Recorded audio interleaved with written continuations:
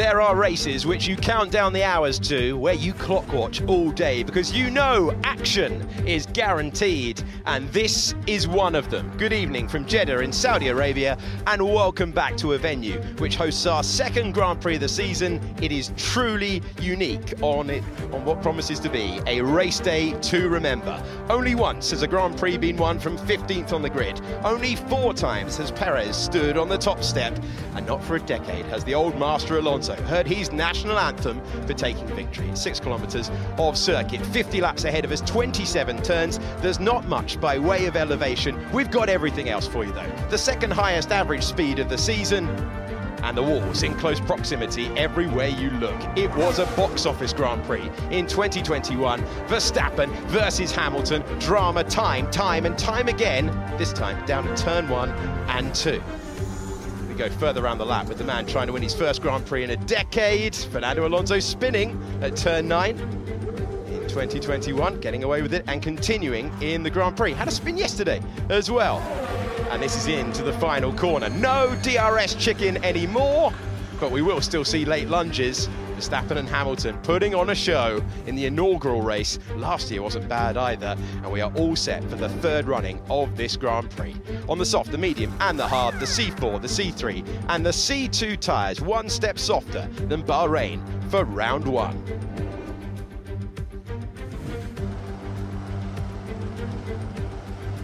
Fantastic pictures as we look down at the circuit. Let's take you through the grid for the second race of the season. Logan Sargent in P20. Lando Norris failing to get out of Q1 for just the second time in his career. Nick de Vries is 18th next to Alexander Albon, who is hoping for a little bit more than 17th on the grid. 16th goes to Yuki Tsunoda. The big qualifying shock, Max Verstappen with a drive shaft failure. That leaves him 15th on the grid as he attempts to work his way through the field. Then it's Bottas and Magnussen. Charles Leclerc taking a 10-place grid penalty, having originally put it in P2. He's next to Zhou Guanyu, who has his best start since Monza.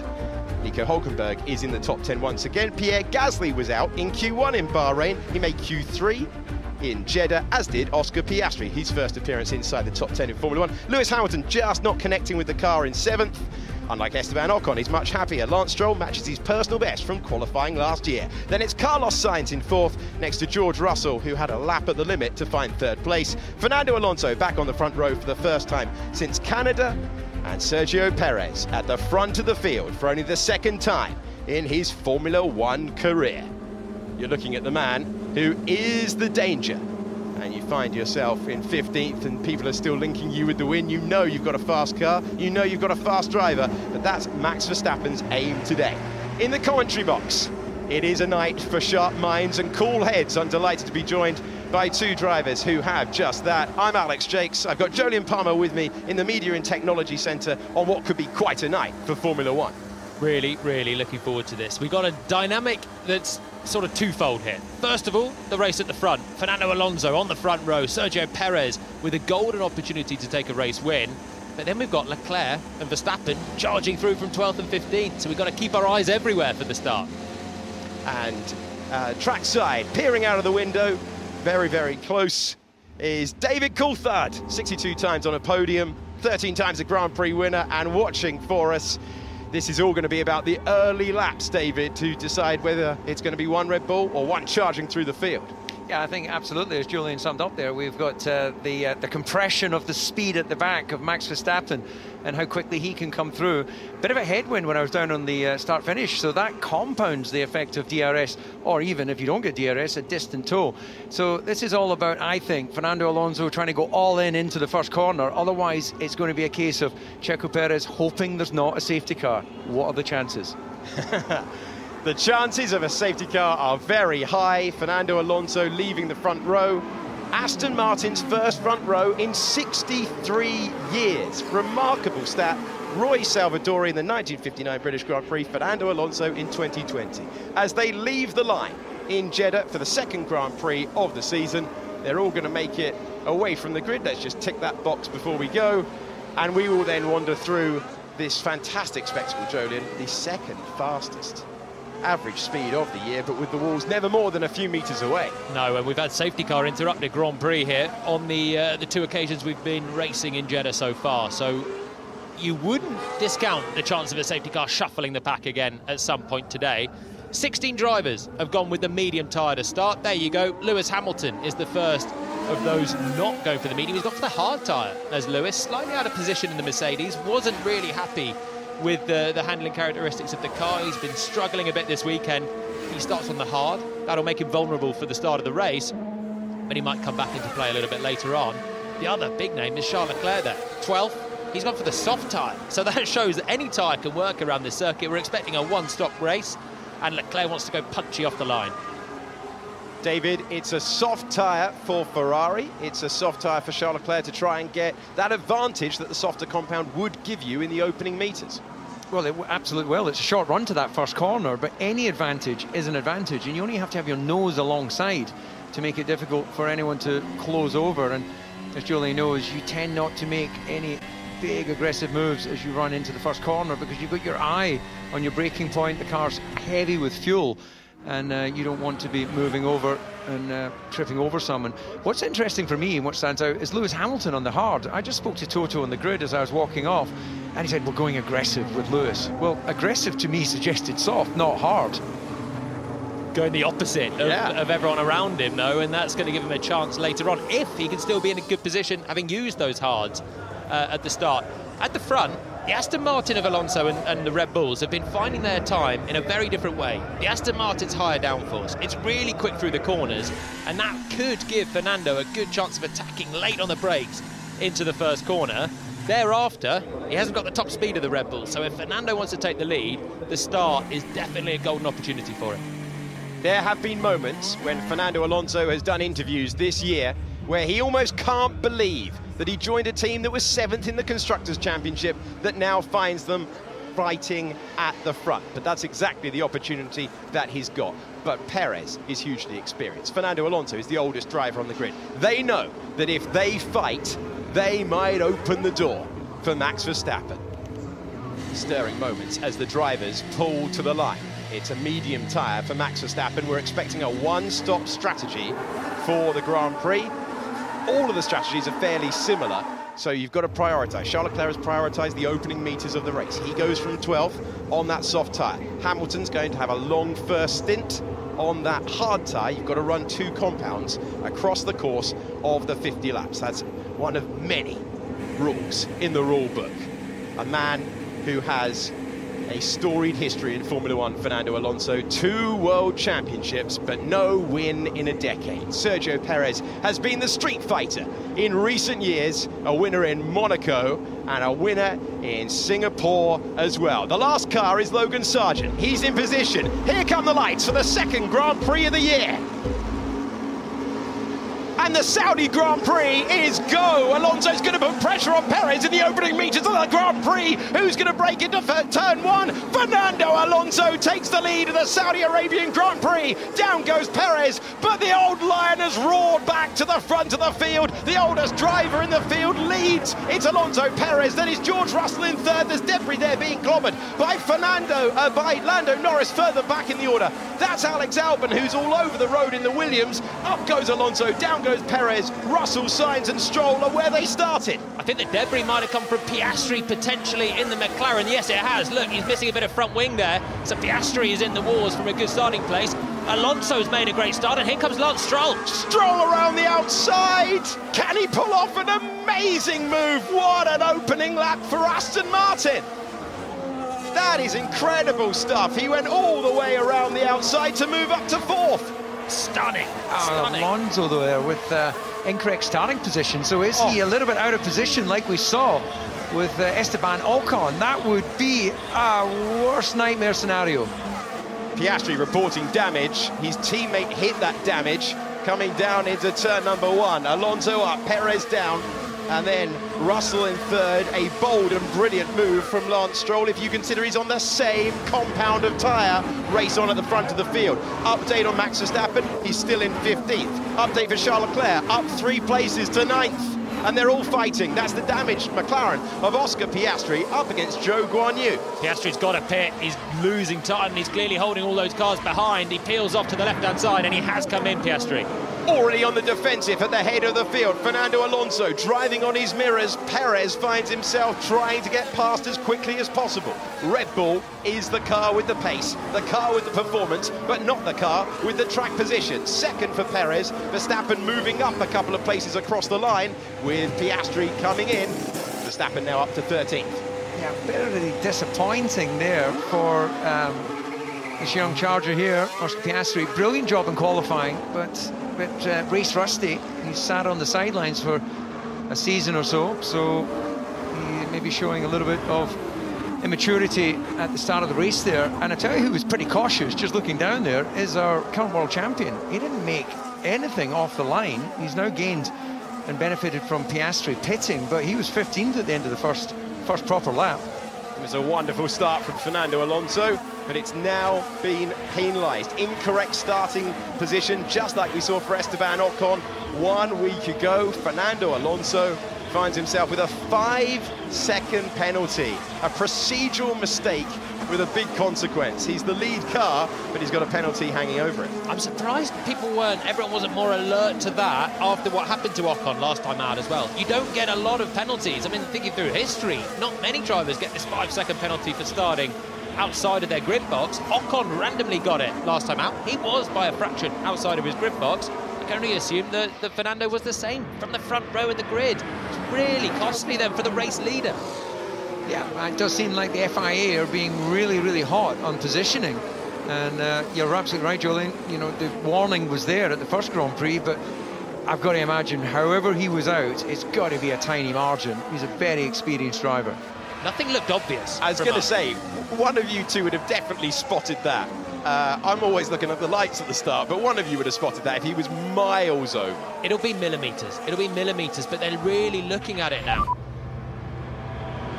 Okay, Fernando, so we have got a 5-second penalty at the pit stop for grid position at the start, so we'll bear that in mind. 5-second penalty at the first pit stop. Copy. He took that well, didn't he? Wasn't expecting that. Was expecting an unbroadcastable reply. But he's in the lead. That's the first time he's led the opening lap of a Grand Prix since Germany in 2012. It's been a long time for Fernando Alonso. He's playing a long game. This has been a Grand Prix that has never gone green from lights to flag. There is usually an interruption, and he knows it's a long evening out there. We're checking with Verstappen in 13th place. Well, word is that Alonso may have been too far left of his starting position, which actually, logically, given that would be the dirty side of the grid, if he was too far right, that would make sense. Perez is very close to the back of him. I don't think it changes the Grand Prix too much for Fernando, and I think he probably knows that as well. Max Verstappen looking at the back of Nico Hülkenberg. Here comes Perez. Here comes Perez down the inside to take the lead of the Grand Prix, but he locks up, and he's going to give Alonso another opportunity. You do not invite a two-time champion to a further fight, and Alonso will be in the fight. Now does he decide to let Perez go as the new race leader, or does he have an opportunity to launch one to the inside and do an impression of his teammate? Go the long way round at 13. Perez has cleared him and he's scampering clear. But can Fernando stay within DRS range? We know the Aston Martin is really good in that first sector. Here we go. He's on the left. Yeah, he is. He's on the left-hand side and just slightly over with the left portion of his car. There you go. There's the proof. Yeah, rules are rules, but I've got to say, I think FIA are really nitpicking on this. As long as you're not gaining a sort of distance advantage to the first corner, I fail to see. Jolyon, have you got any logic? We put ourselves back in the race car, would we gain any advantage being left or right? No, in these conditions. You might if it's wet or damp, and that's what we've seen in the past. Sometimes I've been in drivers' briefings where the wily Sebastian Vettel would have been trying to do something different, and other people are seeing it and complaining. In these conditions, there's no advantage for Fernando. He got a great start, and that's not because he was on the left-hand side of his grid box. But if it was damp, then I can see the logic for everyone has to stay in their start box, and you can't go searching for drier parts outside of it. It's harsh, though, isn't it? It's harsh. And everyone's got to be just wary of it. This is the second race now, and it's clearly something the FIA are taking a stand on. Yeah, you've got to be millimetre perfect. Fernando Alonso did stay within DRS. I can report that to you having a glance on the racetrack. Oscar Piastri was making the minor contact that had a major repercussion.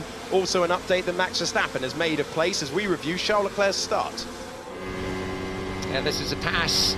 We've got DRS down the inside, realises, whoa, I'm going about 15 kilometers an hour faster than I did the previous lap, and gets that under rotation. Shouldn't make any damage to the tyre, but just coming back, Alec, with that contact with Piastri, really unfortunate, just a racing incident. So I take back rookie error from Rusty. He just kind of got squeezed. That's the bottleneck out of turn 2. We've seen it before in 2021, the first Grand Prix here. The road just arcs slightly to the right. Everyone wants to get the line for the left, and Piastri just damaging that front wing. And Norris also pitted, so both McLarens have had an early stop. I can only assume that Lando came into some trouble somewhere on the opening lap as well, and the McLarens are 22 seconds adrift at the back of the field. To give you an update, Max Verstappen 12 seconds away from his teammate, the race leader. We'll keep you updated on that gap as the race goes on.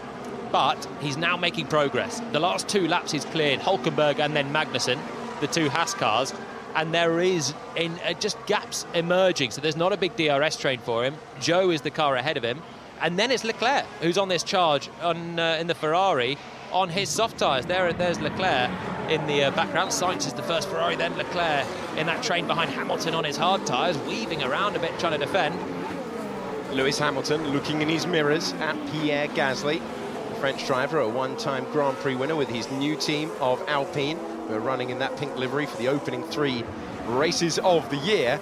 Hamilton saying he's just not connected to the car, acknowledged that George Russell did a good job 2 races in a row this year, that George Russell has out-qualified his teammate. Slightly wide moment for the world champion coming through the opening sector.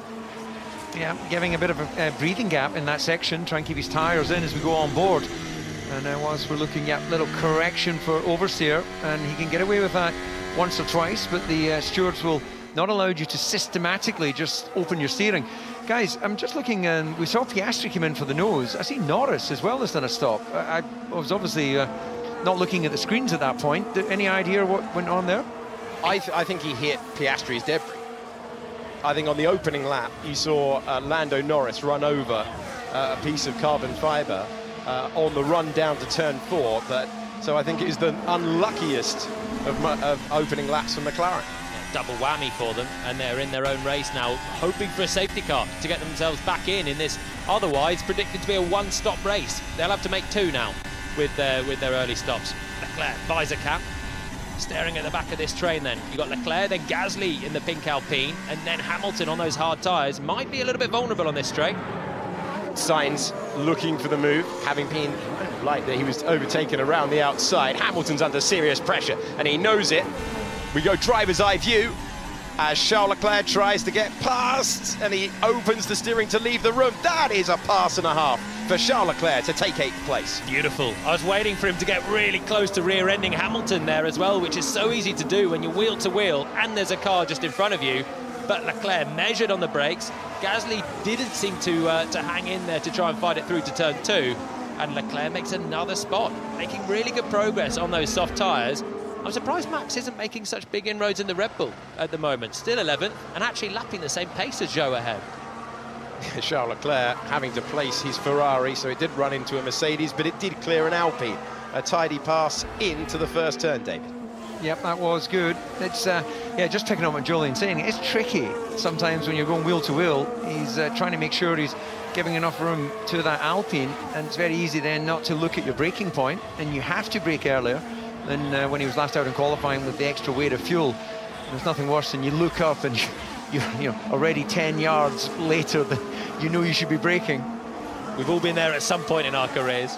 So focused on the one to your left that you end up nerfing into the back of the one ahead. That's what happened to Stroll and Alonso. Let's not forget last time out in Bahrain, the 2 Aston Martins from a lot further back as well for Stroll, but he got away with it. Here comes Leclerc again. Hamilton not finding the grip on those hard tyres. Leclerc's going to be ready to pounce here. So Charles Leclerc trying to clear the Mercedes, who doesn't have DRS ahead. That's why Hamilton's going to strange and unusual parts of the racetrack. Perez setting another fastest lap, still cannot shake off Fernando Alonso outside of DRS range. It's 7/10 of a second for the lead of the Grand Prix. That is Max Verstappen improving into the points. Solid progress for him.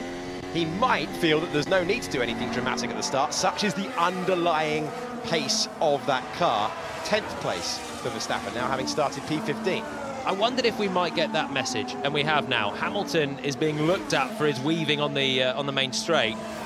It's not necessarily defensive, he's just trying to break the toe with the car behind. Leclerc or Gasly haven't been close enough to make it you're allowed to make one defensive move and then sort of merge towards the racing line. He's not really breaching that one because there's enough of a space to the car's back. He is weaving quite a lot though, just trying to break the toe of the car behind. The FA are looking at that. Yeah, they're obviously, from a safety point of view, keeping an eye. But plan A, definitely plan A. Yeah, I'm trying, mate. I'm trying. Well, I'm going to assume plan A is that one stop. You'll need to pick up that 5-second penalty, so they'll be keeping an eye on just how the field is spreading out. We've got Verstappen just inside the points. You see 11 seconds or so behind. And yeah, just going back in Hamilton, weaving in the braking zone is definitely a no-no. Weaving to try and break the slipstream, you know, as long as you're not forcibly moving someone else around side to side, I think a small element of that is part of racing. Let's have some more racing. Hamilton has been warned for driving standards. The black and white flag has been shown to him for weaving on the straight, and weave he might, but he can't keep Charles Leclerc behind. The Ferrari driver from 12th on the grid, now up to 7th in the Grand Prix. Straightforward pass there for Leclerc. He's got the grip in the Ferrari. Thought about it into the final corner, but problem is you're not going to get the exit then, and you could be repassed down into turn 1. Waited and then had the inside line. Hamilton not fighting him too hard in the end. They were on very different strategies. The soft tyre of Leclerc and the hard of Hamilton. You know, I think it's playing a blinder is Fernando Alonso, and I think plan A, I think it might even be to stick within the DRS of Perez. That Aston Martin is so good through the corners. They're running a higher downforce configuration. And then he's using the DRS of Perez to be quick on the straights as well. He's just flirting with that 1 second at the moment. Grip sucks on this tire. That's the hard tyre that the 7-time world champion is using. Oh, Carlos Sainz taking a liberal amount of curve at the apex of turn 23. He's not had the balance, he's not had the confidence. Talked of hairy moments in qualifying. If you don't have the understanding of your car around this circuit, you absolutely will be treated to plenty of them. There are curbs that can catch you out everywhere. He's going to be ruining, letting Stroll through on that first lap. Here goes Verstappen. Neatly up the inside, that is, into the final corner then on Pierre Gasly. So he chose not to wait and take the DRS. Gasly will have the DRS now into turn 1. Does he want to get racy with the reigning champion? I would say smart money is don't, because you're going to get slipstreamed and towed on to the group in front, where if you start going racy, best will in the world, you're just going to add to your lap time. And this is about big picture points at the end of the race, not, you know, short time glory. Clearly Verstappen has the quicker car and will eventually be able to get in front. Well, he is in front, but stay in front and pull away. Yeah, we were discussing this earlier about the concept of who will be the first driver to really fight Max Verstappen coming through the field. Because, as you point out, David, Gasly is just focused on trying to score good points today. He's not interested in that fight at the front. And so there's no real point in him going to the dirty part of the racetrack, compromising his race. And can you say that all the way up to Lance Stroll in 4th? Well, I'm yet to see any mind-blowing pace from Verstappen. I know he's coming through the field, but so is Leclerc. Leclerc's using the softer tyre as well. He's finding a little bit more grip. There's not a huge amount of difference in pace between the softs and the mediums, though.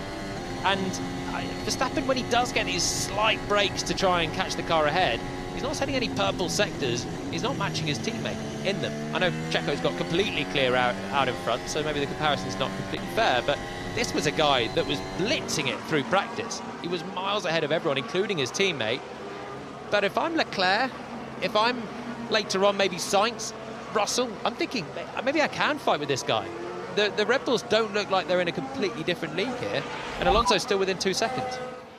So, Fernando, the hard is not looking great so far, so we'll be looking at extending. So that is the data that the rest of the pit lane is getting from Lewis Hamilton, and you can see Sargent Magnussen, Piastri, Bottas and Norris further down.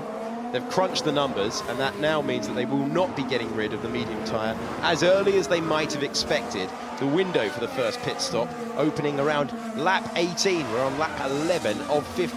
Perez has easily broken DRS now and shaken off Fernando Alonso after those epic 220 metres down to turn 1. an entertaining battle for the lead. We have George Russell holding station, but the timing of the pit stop is going to be crucial in this one, in the battle for the final place on the podium. Alonso's got his 5 seconds to Russell as well. 6.2 seconds separating the man in second and the man in third.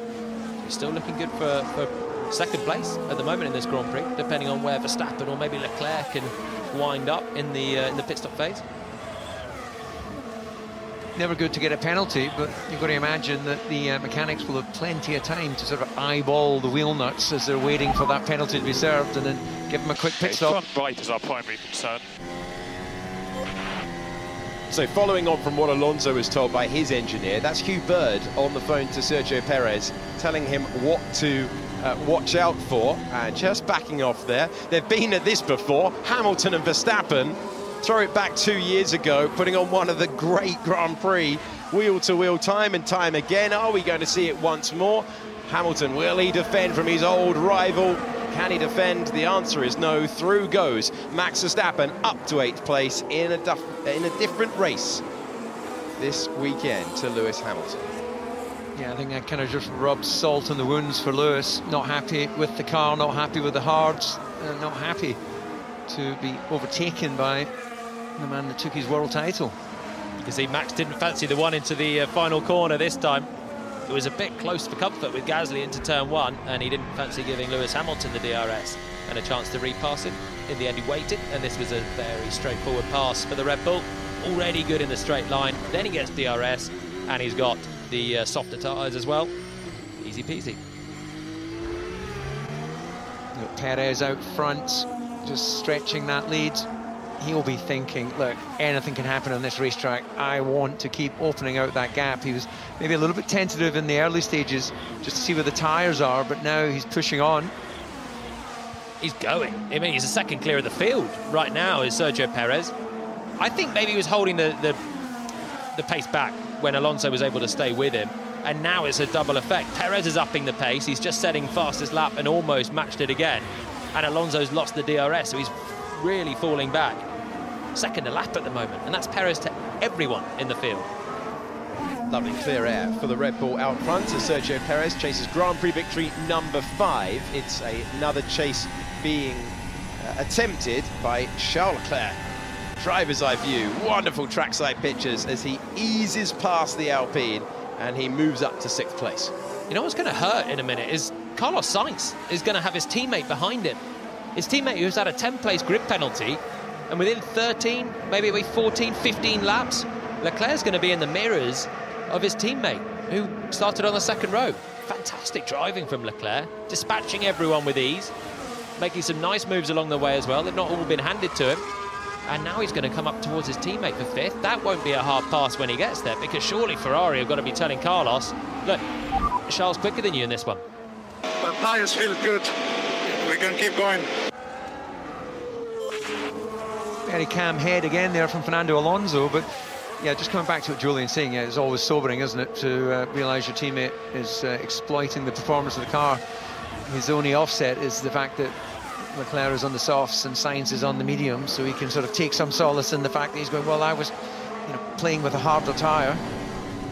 Sainz wants rid of those mediums underneath him. He is a driver who drives with an enormous amount of capacity to see the full race picture. He does not want Charles Leclerc anywhere near him on track with that narrative. So this is an undercut attempt then from Ferrari to try and get Sainz in and undercut Lance Stroll, who's just starting to drop away from George Russell ahead. Verstappen's going to have a big chance to pass Ocon here. Stroll pitted, Sainz didn't. Exactly. It was obviously covering off. As looking out the com box, we can see Stroll going into his pit box now. And Max Verstappen sliding past Esteban Ocon, and moving up to 6th position. So pit stop for the Aston Martin of Stroll, who had good pace early on, fantastic overtake. Aston Martin lighting up Formula 1 this year with brilliant overtakes on the opening lap, and good timing on the hard tyre. So they've gone for the hard tyre, and no real choice given the amount of laps left to run, and crucially clearing the traffic of Alex Albon, even though there'll be a little bit of tyre temperatures will generate there for the Canadian driver. Well, that's the gap that Ferrari saw as well with Sainz, so they both were going quicker than Albon, and it meant that Stroll or Sainz could have pitted and emerged ahead, which is crucial in the pit stop phase.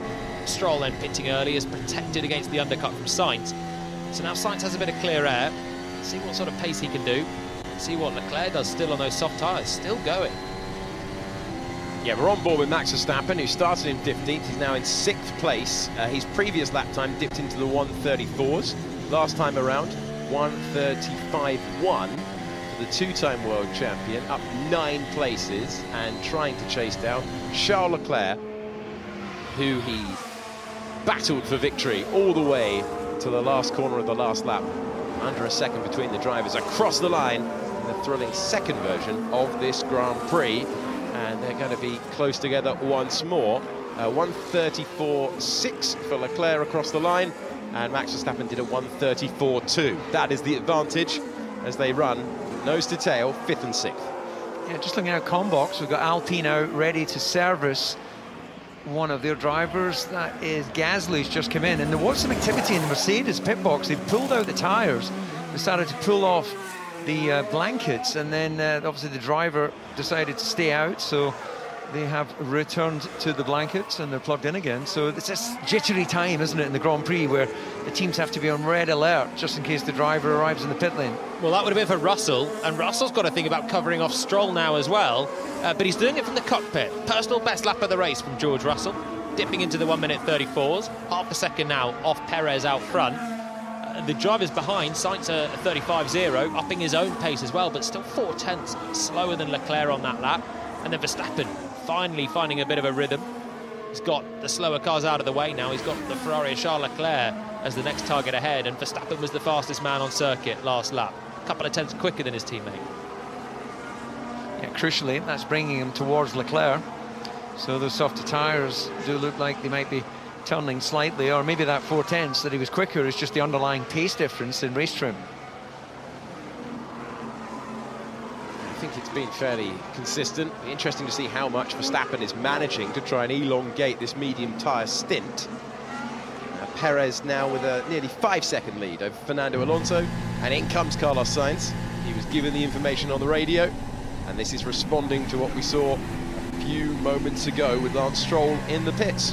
Overcut attempt for Sainz then. Stroll was out on the hards, hasn't really fired them up very well. Sainz was neck and neck with him when they were out on track. That's a good pit stop from Ferrari. And there's the Aston Martin in the top left of your picture. Sainz is going to come out of the pits, have his own warm-up issues, but he's going to come out quite well ahead. It's worked really nicely for Carlos Sainz and Ferrari. They had the fastest pit stop in the last Grand Prix, 2.7, gets him out ahead of the Aston Martin.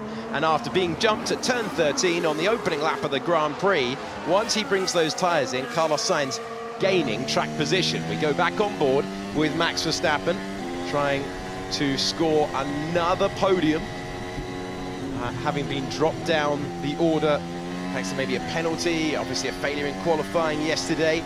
And he's done that plenty of times. 3 podiums in the last 9 starts from 15th or lower, most recently Sochi in 2021. So within DRS range now of the Ferrari ahead. Through turn 22, the left-hander, squeeze on the throttle, taking a fair amount of curb, and he'll get DRS again down to the final corner.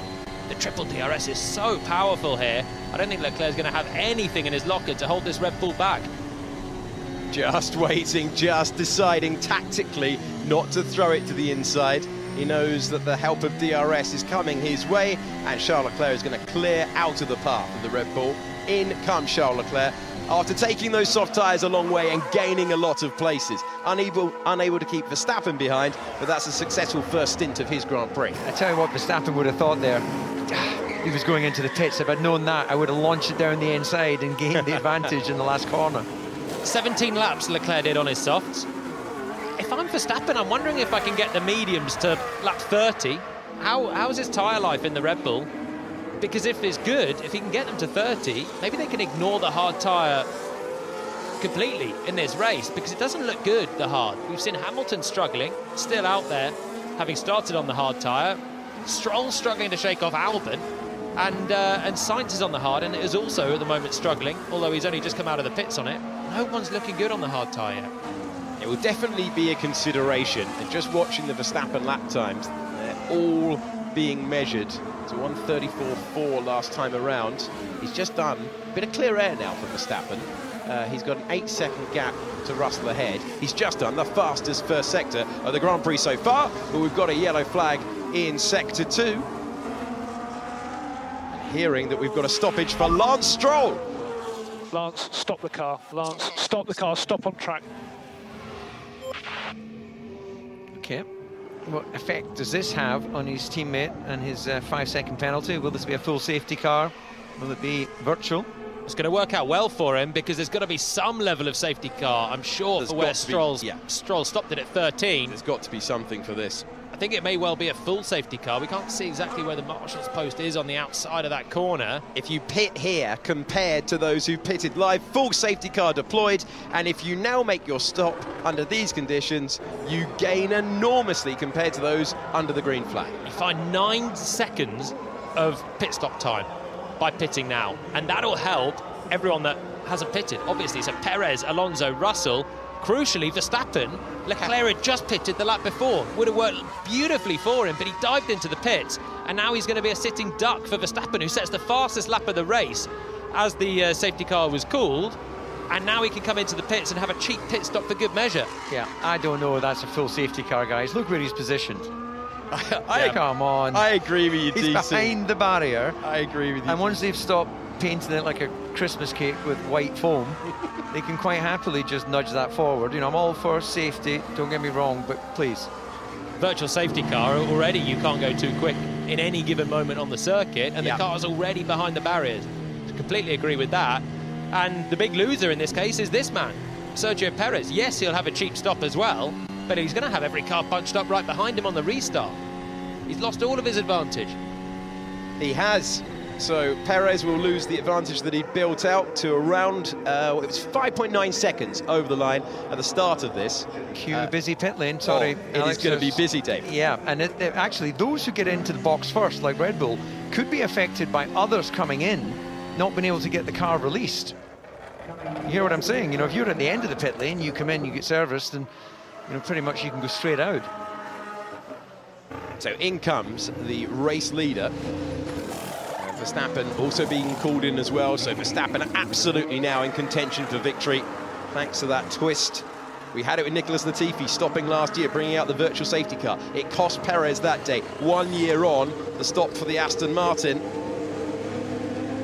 And they are waiting 5 seconds before they go to work.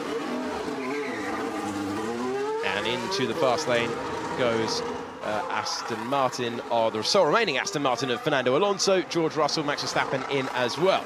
So that's worked out nicely for Fernando. He's taken his 5-second penalty now and will be sitting on the gearbox of the race leader when we get going again. So here's the thing, Jolyon. 5-second penalty. It doesn't have the same effect, does it, as you've just pointed out, under race trim and under safety car trim. So should we be having slightly amended penalties when you're in this situation? Well, is it luck of the draw, though? Pitting under safety car anyway is luck of the draw.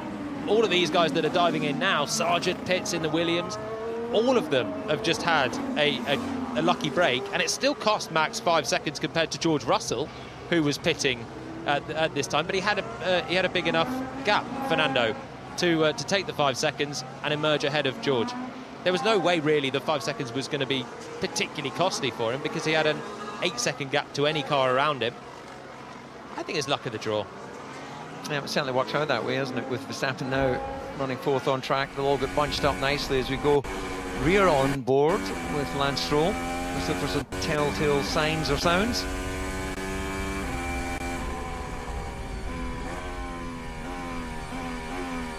Is there a little puff of white smoke? I don't know if that's just the dust as he's gone off the track now, but it looked like there was maybe a slight puff as he came out of turn 12. Yeah, and look at that. He could have actually managed to get the car completely beyond the barrier if there wasn't a big digger parked there. We've seen that before, and the effect it can have on Grand Prix. Kevin Magnussen pulling over in the pit lane in Monza in 2020, changing the race entirely and changing Pierre Gasly's career entirely, thanks to the place where he parked up. Minor moments can have major implications. It's Perez, Alonso, Russell, but now Verstappen in 4th place, up 11 places. I am very surprised that wasn't a VSC. Normally you have a safety car when you need to send all the marshals out on track to retrieve a car and put it behind the barriers, but Stroll couldn't have parked it in a better place.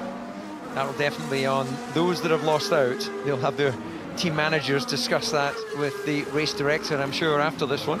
The thing is, with the VSC, you're still getting your cheap pit stop by diving in. That's not changing the bad luck for Leclerc and Sainz. So what it does just mean is that when everyone comes out onto track, they're all trundling around behind the safety car, and every gap has been taken away. So it's really Sergio Perez who was in command of this one, had a 20-second gap to his teammate, and now has Fernando Alonso right back on his wheel, and Alonso doesn't have a penalty, has George Russell there. I don't think he'd be too worried about the Mercedes, but his teammate now is back in contention for a race win.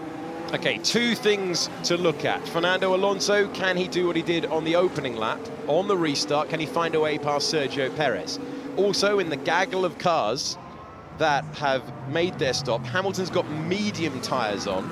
He's not got the hard that surround. We have seen the hard tyre sometimes struggling for temperature, so maybe Hamilton on the softer compound, on the medium compound, can light up those tyres and maybe make a place on Carlos Sainz. So that worked out quite well in the short term for Lewis Hamilton, but can those mediums do the 30 laps that we were just posturing whether they could with the in the hands of the Red Bull before the safety car was called? Hamilton had no choice but to take the cheap pit stop and go on the mediums and try and get that one to the end. And it should be quite a lot quicker because he didn't like the hards. No one seems to have liked the hards so far. He's the man on the mediums, the only one in the top 14 who are on the mediums. The other thing is McLaren are back in the race. They are. Second stop for Norris, he's at the back of the field.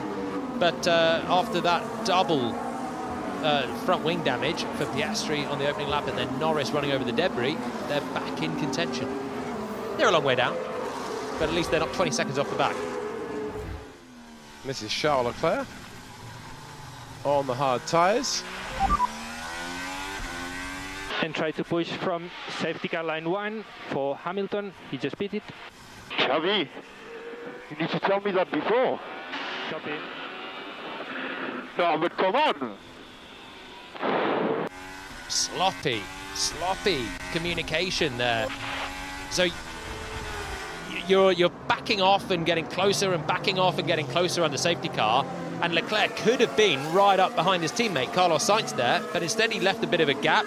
Didn't think that Hamilton was pitting because Lewis didn't pit immediately under safety car, and if Leclerc had known that Hamilton was in the pits, he wouldn't have left a big gap for Hamilton to emerge in front. Moral of the story, never leave a gap. Let's take it back to green flag conditions. Sergio Perez will decide when to drop the hammer and when to bring Alonso, Russell and Verstappen with him. It is going to be crucial timing. What an opportunity for Fernando Alonso, who is trying to score his first win since 2013. Good drop by Sergio Perez. That was a great camera angle to show you that he's got the restart right. And it's Alonso trying to protect from George Russell going into turn 1 with the late move to defend it. Will he make the corner? Alonso deep in there. He will. Slightly cold tyres out there for the time being. The two Alpines are going to go wheel to wheel. Gasly and Ocon giving each other just about enough room as they're weaving like it's a formation lap to try and generate tyres temperature in the hard.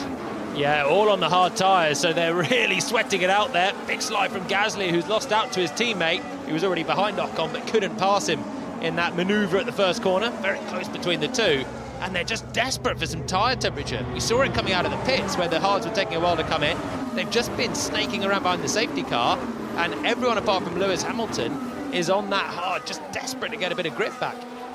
Yeah, but it's certainly working well for Perez. He's broken well away from Alonso. And Max Verstappen a bit tentative into that first corner, as you're saying there, struggling to get the initial temperature. But his focus will be on getting the pass on Russell. Should be fairly straightforward and bring him into the top 3. So Max Verstappen has filtered past the drivers who wouldn't fight.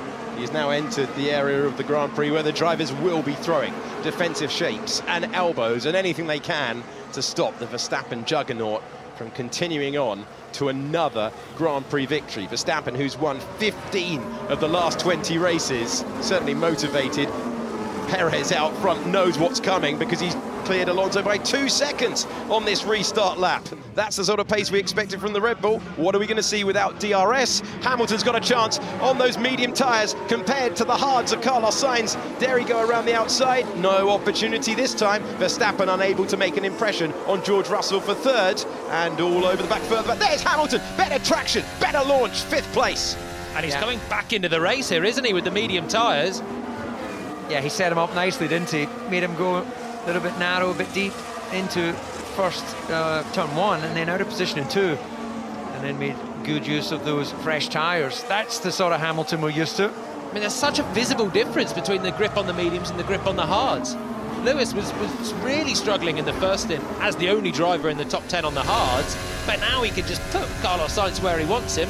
Sainz defends to the pit wall, Lewis goes to the outside, has grip to brake. Sainz was brave on the brakes considering he's on those hards, but he couldn't slow the car down. Clambers over the curb, can't get on the power, and Hamilton says, thank you very much then, I'll have you on the exit instead. We're back to pictures from the trackside with Alonso 2.7 seconds behind. We're looking over the battle for third. Hard tyres for the Mercedes of Russell, hard tyres for the Red Bull of Verstappen, and Hamilton will be desperate. Mercedes are playing the team game here. They will hope that Russell will be able to make that Mercedes as wide as possible for as long as possible. No DRS yet either. It will be in the next lap, so Hamilton made that pass without the DRS in the Mercedes. Verstappen might have a chance here. Big slipstream on the other Mercedes of Russell. It's going to be too far back, I think, though. There's nothing wrong with the torque on that Mercedes engine. Will it be too much too late? Yeah, let's just look at that gap to Hamilton behind. Coming down, 1.4 seconds becomes 1.1. Can Hamilton, with the softer compounded tyre, fight his way in there?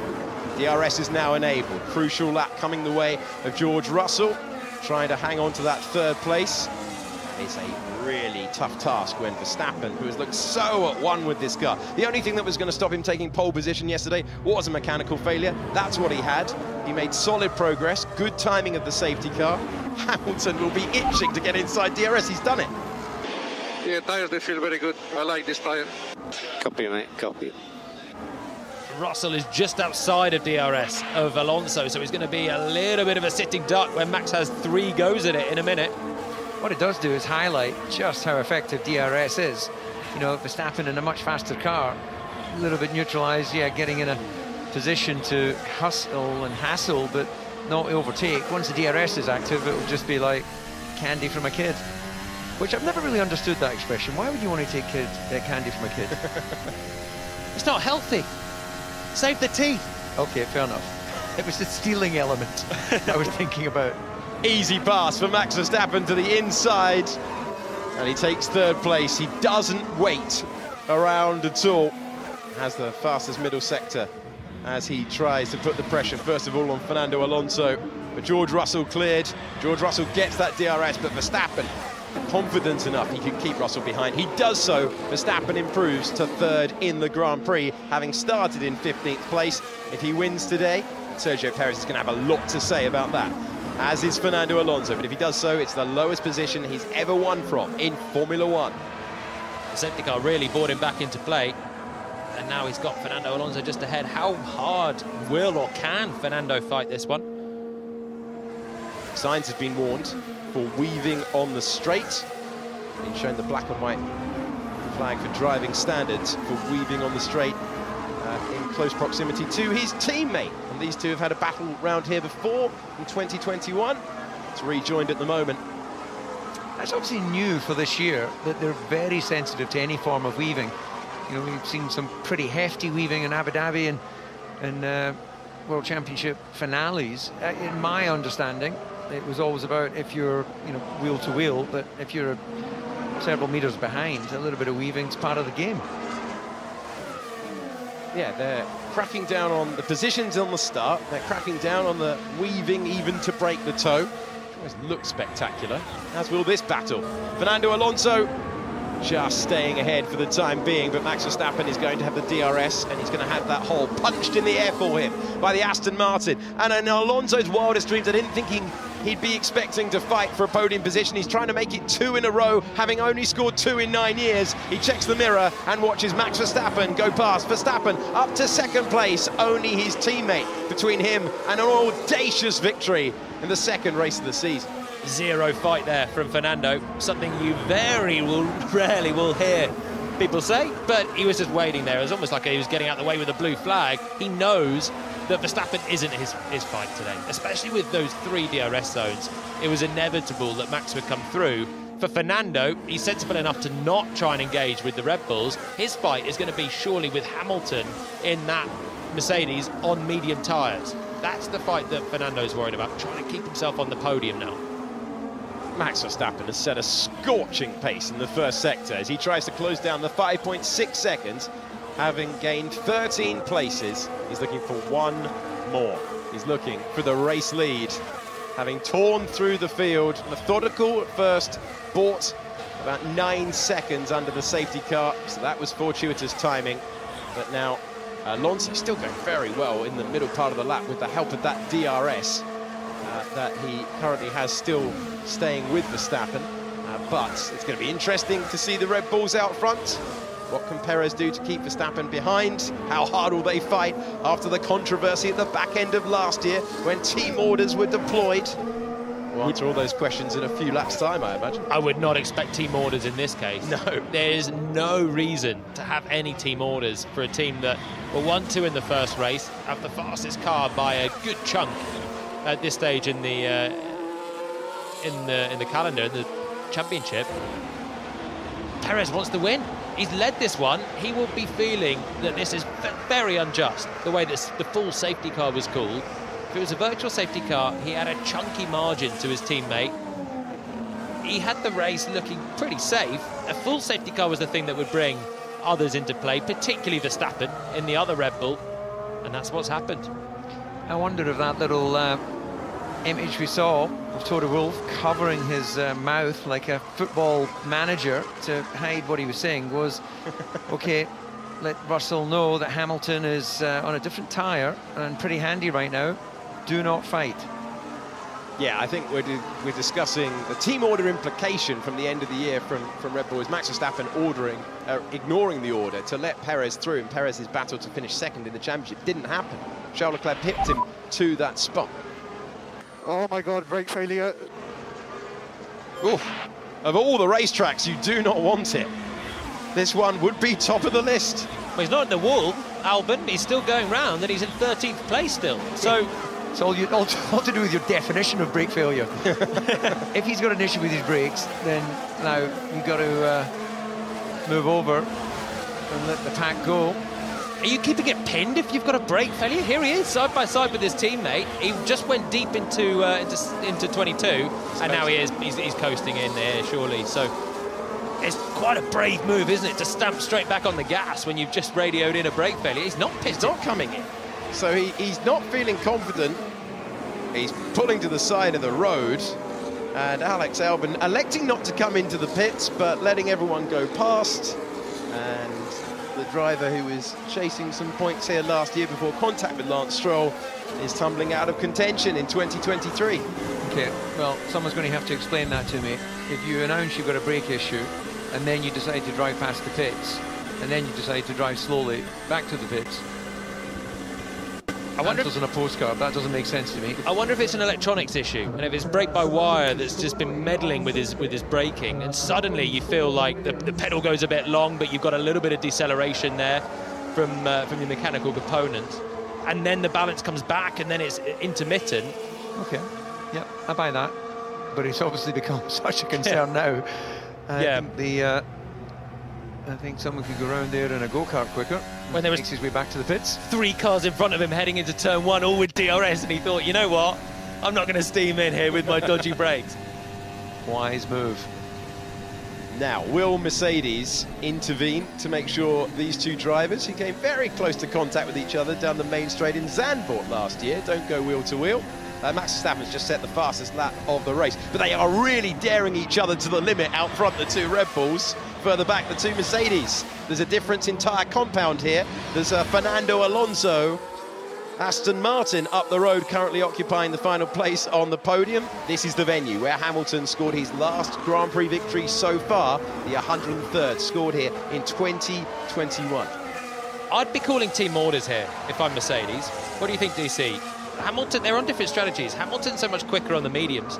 I think they've been discussing it, and that's why I think Toto was covering his mouth when he was on the camera.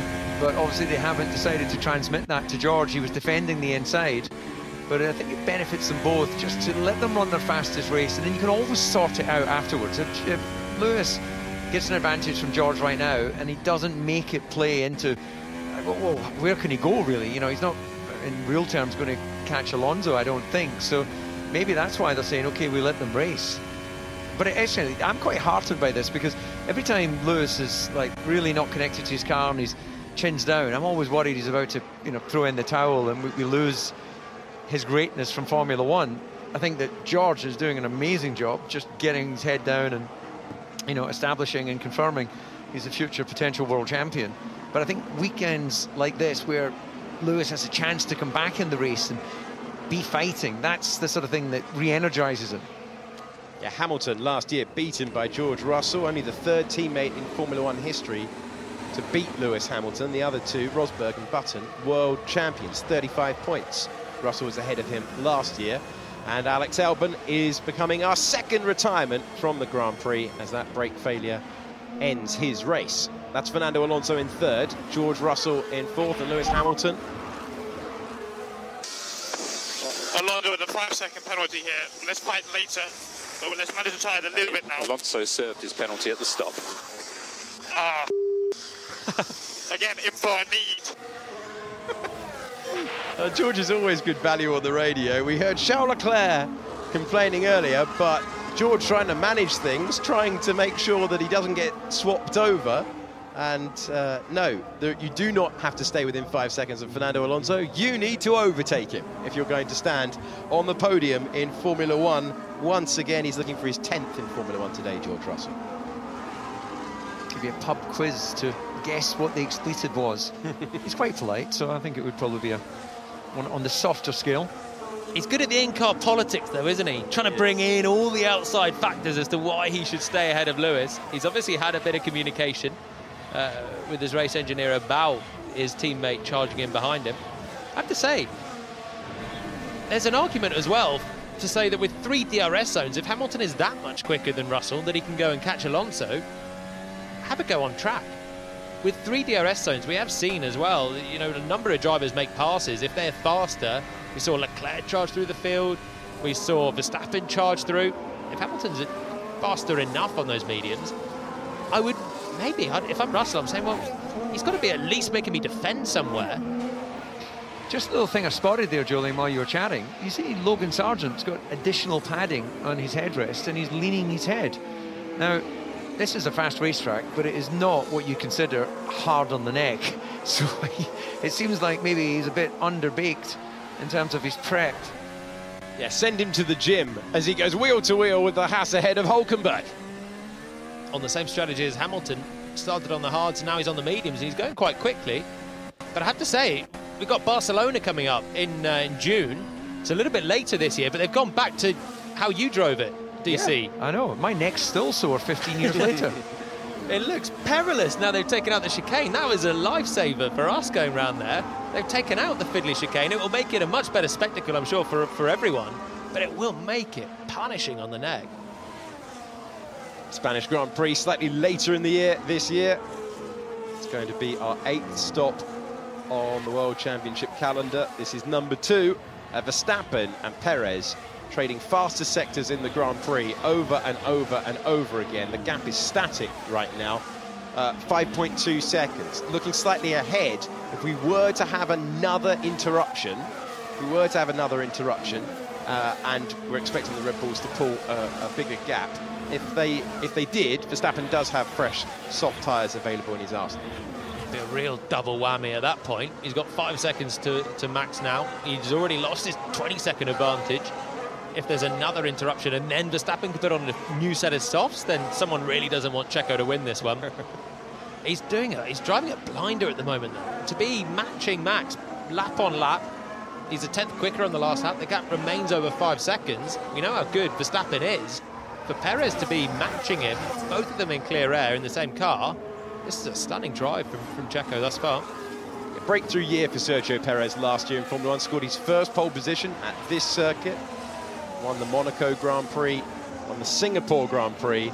We're back between the walls of Jeddah. He's put it on pole, having had the opportunity. It's Verstappen, fastest of anyone in the first sector, and then Sergio Perez cuts the beam. He's fastest of anyone in the Grand Prix in the second sector. Verstappen goes over, and he's about a 10th faster, just shy of a 10th faster than his teammate in the middle part. They are lighting up the timing page as Verstappen tries to incrementally chip away at his teammate's advantage out front and score another win. Today, Verstappen aiming for win number 37 in Formula 1. Fastest lap going the way of Perez. Wait for it, it's not the fastest lap. And now it is the fastest lap for Max Verstappen, who goes over the line. 1:32.554, 1:32.382 for Verstappen, closing down now inside 5 seconds. I would expect Red Bull, as much as they love a race, I'd expect them to say, okay, look, it looks like we got this under control. We know we were marginal a little bit on temps in Bahrain. We know we had an issue with Max yesterday. Do they want to just call this out, call this fight off? Because they're running a second a lap quicker than third place Alonso. Can you imagine them telling Max to hold fire in second, though? I can imagine them saying, you tell him. No, you tell him. Jos is in Bahrain and in Saudi as well at the track. That's a good point. I imagine he'll be stumping over. They'll let them fight it out on pace at the moment. And then they've got a decision to make if Max can make up the 5 seconds. They're marching away from Alonso. It is a 1-2 at the moment for Red Bull, and it looks like it's going to stay that way with everything that we've seen, barring safety cars or incident. And at the moment, they don't need to make the call because Perez is matching his teammate. Even though Verstappen had the fastest lap, it was only a 10th and a half between them on the last lap. There's Alex Albon, one of 2 retirements from the Grand Prix so far, along with Lance Stroll, but we've got 2 Red Bulls line astern, 2 Mercedes line astern, 2 Ferraris line astern. This is Charles Leclerc, up 5 places from where he started, but going deep into turn 1. Little cut of the corner, no real advantage other than under-rotate the tyres, but yeah, as you were calling out, it's pretty much a Noah's Ark, isn't it? Other than the fact they've only got one Aston Martin. The Alpines, you've got the Hasses, you've got the McLarens. Very unusual to see at this stage of the Grand Prix. Getting a lot in qualifying for obvious reasons, but very unusual to see at this stage of the Grand Prix. So there's going to be some nervous people on the pit wall as we tick into the final stages. And now Logan Sargent getting ever closer to the back of Hulkenberg. Sargent, who had good pace his time yesterday, good enough to get him through into the second part of qualifying, but he put one wheel over the pink painted tarmac, and they were warned that you couldn't put any part of the car over there. Hulkenberg trying... Hulkenberg in exactly the same position he finished last year for Aston Martin when he was super subbing for Sebastian Vettel. A few more retirements in last year's race. At the moment, it's still just the 2 of them. Albon and Stroll. Stroll with what looked like it could have been an engine issue in the Aston Martin. Albon with a brake issue in the Williams. Everyone else still running. 17 laps to go. No one able to make 2 bigger inroads. Yeah, we highlight these issues. I don't know what to do. Understood. So the team politics begins. Expect many radio messages of a similar ilk. So Leclerc wants team orders to get ahead of Sainz. That's the message there. It's fairly clear. He's been quicker than Sainz the whole weekend. He had that charge in the first stint. He was on the soft tyres and most of the rest were on mediums. And now he's stuck 2 seconds away, and we've seen him go scrappily through turn 2. He's been off the road a couple of times elsewhere on the lap. Turn 22, he cut on the lap before as well, so he's clearly pushing. He's just not able to get within a second of Sainz to get the DRS and start putting pressure on his teammate. And then there's the 2 Mercedes ahead of them. That's what Leclerc fancies a look at the back of the Mercedes, but he can't get past his teammate first. Sector time after sector time being traded between Sergio Perez and Max Verstappen. Personal best through the first part of the lap for Sergio Perez. That's the first 12 corners, the run to the hairpin that sends them back for home. Wonderful pictures from the Formula One helicopter as we have a look at what is at the moment a 4.8 second lead. So we're looking elsewhere for the action on the racetrack. Of Russell leading Hamilton, Sainz leading Leclerc, Ocon leading Gasly. Storylines everywhere you look, but not much in the way of overtaking for the time being. Hamilton's advantage on that medium tyre being negated now. He's 2.7 seconds behind the driver that you're watching on the circuit. No one with a need to make another pit stop who's out there. Piastri's actually done 32 laps on the hard tyres, so his tyres won't be in great condition. The rest of the field able to make it to the flag without the need to return to the pits. So Hamilton was quick for those early laps after the safety car. Here we go, Magnussen and Tsunoda. This is for a point. Yeah, Yuki Tsunoda denied by Alex Albon by 1 second across the line in Bahrain at the opening Grand Prix of the year. Tsunoda trying to keep Magnussen behind. Magnussen looking for a points finish, a rare points finish. Gets a little bit of aero wash there, goes deep into the first turn, doesn't help his charge to the points. Second half of the season, only 1 point scoring finish for the driver going through your frame. Yeah, I think that was 2 mistakes. I think he got a really bit bad positioning coming off the last corner to take advantage of DRS, and then he manages to lock up and lose more time as he goes through turn 1. A bit sloppy. Yeah, he didn't need to be having a little look to the inside into the final corner. Whenever we've seen Verstappen trying to line it up, he always just blended out of the throttle, got back to the racing line and set up the overtake on the way out of the corner with the final DRS zone. It's an interesting little fact that if it finishes this order with the fastest lap going to Perez, he'd be leading the World Championship. As we see a little contact from Hülkenberg on the wall. So, Alex, has that ever been the case, Perez leading the World Championship? Perez has never led the World Championship. Going into this race is the closest he has ever been. He's aiming to be the first Mexican driver to lead the World Championship since Pedro Rodriguez in 1967. So it would be a huge moment for Mexican motorsport. Even I wasn't born then. It was winning the opening race of the year for Pedro Rodriguez that put him at the top of the World Championship. Could be huge for Checo. The confidence as well of going 1-all in race wins at the start of a season that looks like it could be about Red Bull dominance. Pending huge upgrades for other teams later on. Having said that, Max put the fastest lap in on the last lap, 4 tenths quicker than Perez. Keep doing what you're doing. We'll have him. We have a plan. We'll have him. Stay close. Stay close, but get by as you can, because Zhou Guanyu is going to join you for company on the same compound of tyre. Logan Sargent taking part in the second Grand Prix. The man from Florida, 4th in the Formula 2 Championship last year, a 2-time winner at Silverstone and Austria. One Alfa Romeo is getting close to the Williams, the other one in the pits. Valtteri Bottas, who was 8th in Bahrain, back out on soft tyres. I say that Joe has done a pretty good job relative to Bottas, who we know is one of the quickest single lap guys out there. He may not have had the absolute race pace to match Hamilton, but he regularly was able to out-qualify him. What does that tell us about Joe? He's been good this weekend. He's been ahead a lot of the time, hasn't he? And Valtteri's looked out of sorts throughout practice, then qualifying, and now in the race he's having a bit of a lonely one.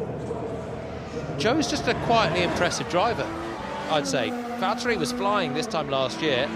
He racked up a huge amount of points in the first half of last season and took a major advantage over Zhou, who was in his rookie year. Second half of the year, there wasn't so much to separate them. And this is going to be, as it stands, it's another good showing from Zhou. Valtteri got the points last time out.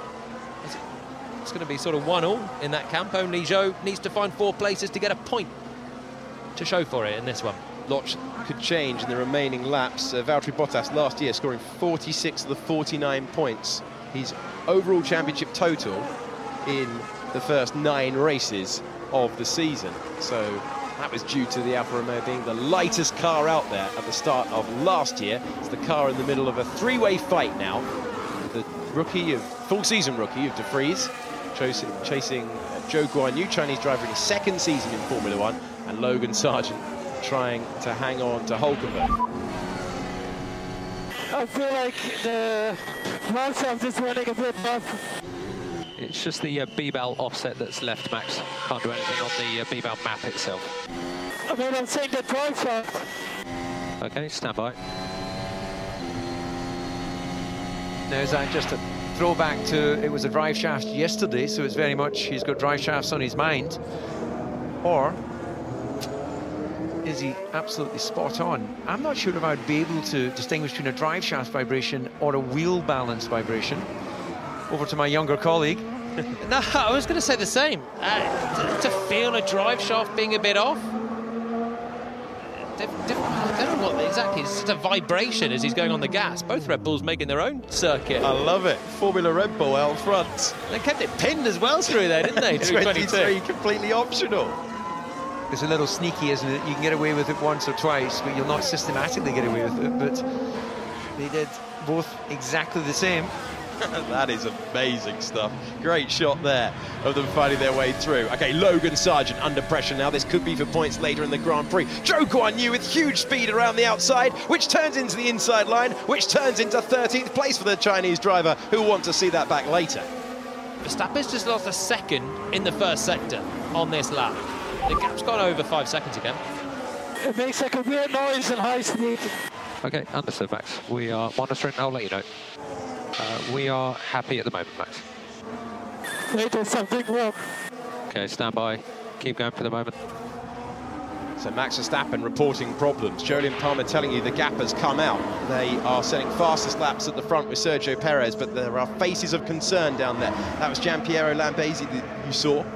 He's the driver who's, he's the driver. He's the engineer speaking to the driver that you're hearing. And Perez setting the fastest lap whilst that's all going on. Is it going to be a repeat of the problem that caused him not to be able to take part in the full qualifying hour?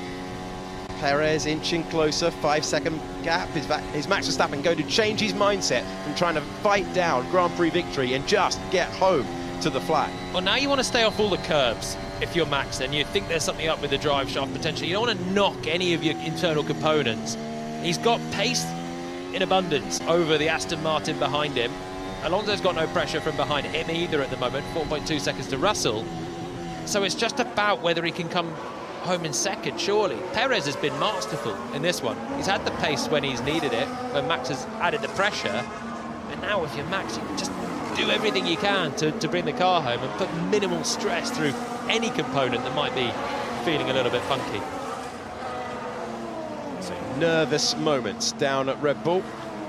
See, 2 lap times have been deleted for both Verstappen and Perez across the course of the Grand Prix. If you do it multiple times, you're into black and white flag territory for being warned for driving standards. You do it again, penalty. Max, any more feedback on that issue from before? Well, yeah, it's still there. Yep, understood. He's just upped the pace. He did. Fastest final sector of anyone in the race so far.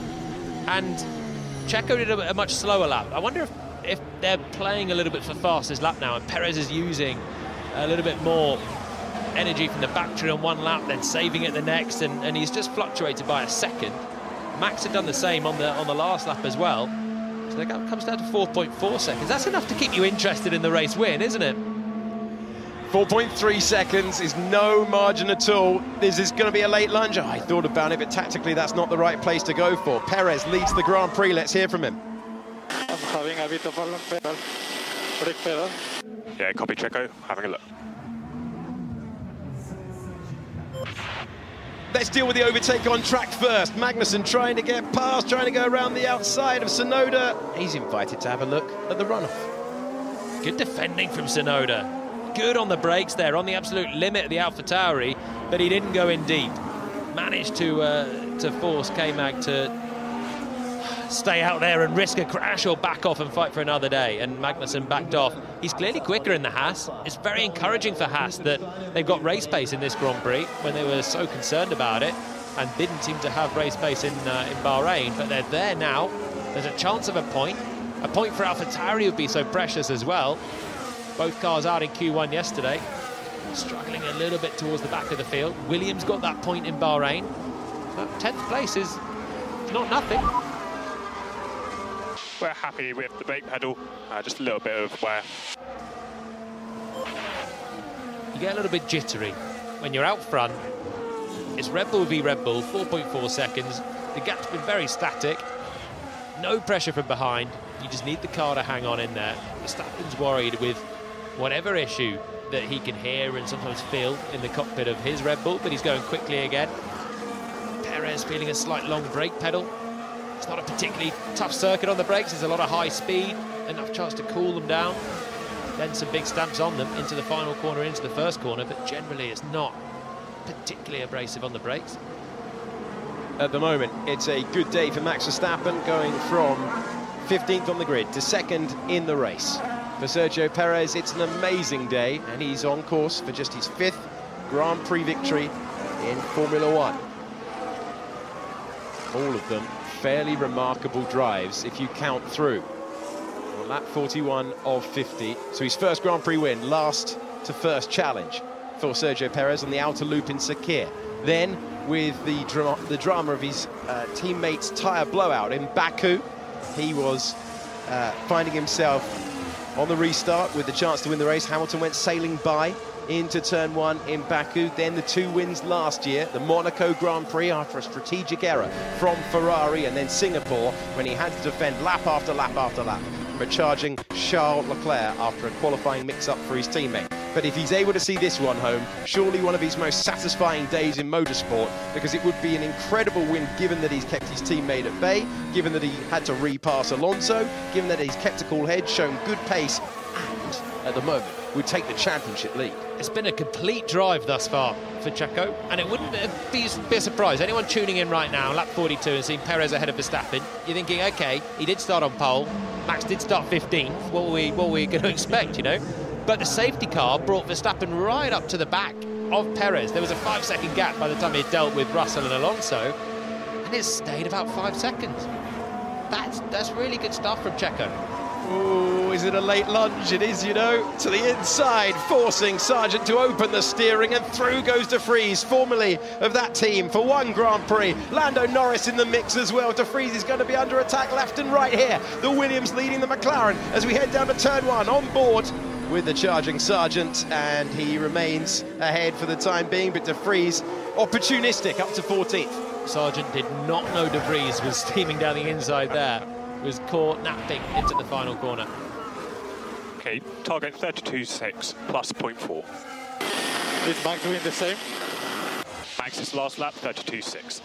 I mean, so why you tell me 33.0? Just target plus 0.4, jobs are good. We are pushing without a reason, guys, but have to do. The politics, the management from inside the cockpit, coming back from the pit wall as well. Perez knows the threat hasn't gone away yet. And you know what's great? They've both just done a 32.2. Yeah, that goes quicker than the target. Not what they were asked to do. Sometimes those radio messages are a tad later, but they're doing identical lap times. We'll keep you updated if that changes. A reminder for you though, last year, it's only 6 laps that Max Verstappen led, fewest of his 15 wins. Mika Häkkinen would love to be out there at a circuit like this that requires precision and aggression. 2-time world champion in your picture enjoying this one. Lando Norris using all the curb and a bit more at turn 10. The next man to try and pass Logan Sargent, but it doesn't look like it's going to yield any points for him if he does. 15th Sargent and slipping back. Eyes on the mirrors as well. Now let's see if Lando Norris can make the move. The Papaya McLaren, he's got his teammate for company. McLaren's day being undone by Piastri having momentary contact with the Alpine at that part of the racetrack. It then fell off his car into the path of his teammate at that part of the racetrack, and it sent them to the back of the field. Guys, we don't really need this. So we're pushing now? You're free to push. Free to push. Yeah. Forget the 32.6. Forget the 32.6 plus 0.4. Just go for it then. Verstappen was on that. The message to Perez wasn't wrong before, but then he immediately did 32.2. He's just under 32.3, and Perez is matching him on the last 2 laps as well. There's no way if I'm leading the race with a 4-second gap and I'm told to just back off into my teammate behind that is Max Verstappen? No, I'll just go and win this one, thank you very much. Easier just to check out. That's what Checo's trying to do. 4.5 is the gap between him and his world champion teammate, Oscar Piastri, taking the optional line through turn 23. We're on board with the race leader in the left-hand side of your picture. Looking for another trip to the podium. It would be his 28th in Formula One. It would be just his 5th on the top step. Logan Sargeant in 15th. Lando Norris in 16th. McLaren not having to the start of the year that they wanted, but they're taking this early pain so they can upgrade the car in Baku, and they will hope to be fighting for regular points then. Once again, Sargeant defending well for one of the drivers of last season. Lando Norris last year, the only driver outside the big 3 teams to stand on the podium. That has already changed this year, with Fernando Alonso taking a step onto the rostrum. RA just listening in to see if everything's all right with the man out front. Can you see any damage in the car? So far, no feedback. Stand by. There's something is not right. Copy. Sliding everywhere. On a set of softs at the back of the field by 33 seconds, and Valtteri has had a bit of a miserable weekend. He wants to have a look at the data, look at the squiggly lines and tell me that something's wrong. Please tell me something's wrong, because this car just feels awful. He's on the softs, and he's about the slowest car on track as well, having taken the extra pit stop for the soft tyres. So, tough one for Bottas. Joe 13th. Doesn't look like he's going to get any points in the other Alfa Romeo either. 10 seconds to that Tsunoda Magnussen fight. And that's still quite close. 1 second between the two of them. Ferrari and 6th and 7th is not what they wanted. Jolyon Palmer told you this battle was close. There's the evidence. Still scrapping over it. Magnussen will desperately want to take the opportunity. Been put in the shade with 1 lap pace the last couple of races by his experienced teammate. Hulkenberg is the 3rd oldest driver in the field. Magnussen 30 years of age, so as the McLarens go side by side. And Oscar Piastri, who out-qualified Lando Norris, first time in 14 races. Norris had been out-qualified yesterday. The McLarens are fighting, might only be for 16th place, but Piastri will want to get by. There's a bit of manners and a bit of pride at stake for these two McLarens. Piastri had the initiative down the inside there. He's right on board and look at it again. This is into the final corner, so Piastri actually makes it through, does he? Norris on his outside, yeah. Piastri's got the place. And then defended the inside into turn 1. Should have had this done, really, but was very, very fair to his teammate. Didn't want to send him packing to the outside. And Norris had the inside for turn 2. Nice little fight. Bit of pride at stake there. Norris, uncharacteristic in qualifying yesterday. What's the fastest lap? We are not concerned about that at the moment, Max. Yeah, but I am. You knew it was coming. You knew that answer was coming. Here we go again. DRS open. So that is Yuki Tsunoda staying ahead of Magnussen. Tactical games being played, but they both lock up into turn 1. They're both deep. Oh, that's a pass and a half for Kevin Magnussen to take the final point. Scrumptious from K-Mag. Scrumptious. He did it into the final corner. Tsunoda had a chance to come back with the DRS, had him back, and then a good old-school lunge down the inside. Aggression from Magnussen, and he finally has the place. Just a few laps to go, and he's going to be fighting. Well, he's in now with a point. Can he keep Tsunoda back? And the despair of a race-long work coming undone for Yuki Tsunoda. 11th in round 1. Looks like he's going to be 11th in round 2. We have seen some cracking overtakes in this one. Magnussen there, I just love an old school overtake without the DRS. He's the car behind in the slipstream. He's been just stuck behind the AlphaTauri for far too long, and he just thought, you know what, I'm going to go for it. I'm just going to send this. Laid on the brakes, they both lock up, and crucially, stayed within track limits. Made the apex of turn 2, and Tsunoda venting his frustration as he loses that precious top 10 place. Magnussen disappearing up the road. Stroll's move on lap 1 here was also exquisite. Superb wheel-to-wheel driving from many in the field today. Here's a graphic that you wouldn't have expected if you were watching with us at the end of FP3 on Saturday. Max Verstappen, second in the Drivers' Championship, second in the race. Does he unleash a last lap, absolute edge to the wall, all-out attack to maintain the championship lead? Yeah, he does. Watch is going to happen. We've got a few laps to go. The fuel's burning off. The hard tyres can go on forever. The deg on this circuit is pretty low. I mean, Max wants it, doesn't he? Don't know if he'll be aware that at the moment it's his teammate that has the fastest lap of the race. They didn't fight for it in Bahrain. Red Bull could have had a dive into the pits, could have gone for that fastest lap. Didn't fancy it. Here, they can't do anything but take fastest lap with the pace they've got, but it's not in Max's hands at the moment. So there could be a possible 5-second penalty for Alonso end of the race. Gap 4.5. There's debate about whether you can serve that penalty under the safety car. I can tell you that's what that message is about. Last week, Esteban Ocon didn't serve the penalty correctly at the stop and was penalised for it, but traditionally, you're not able to serve a penalty under the safety car, and that is what the reference is. So Russell keeping within 5 seconds. It's fine margins there for what could be the final place on the podium. Speculative stuff, but Mercedes thumbing through the rule book. Okay, so that keeps us time trialling to the end for third place. Effectively, well, the thing is, the 5 seconds that Alonso took, it was free at that time, wasn't it? Because he had the gap, he could afford to take the chance, and the fact that they all closed up afterwards meant that it didn't matter if he took the 5 seconds or not. He might as well chance it and see if they'll get away with it. The McLarens are at it again, and through goes Oscar Piastri.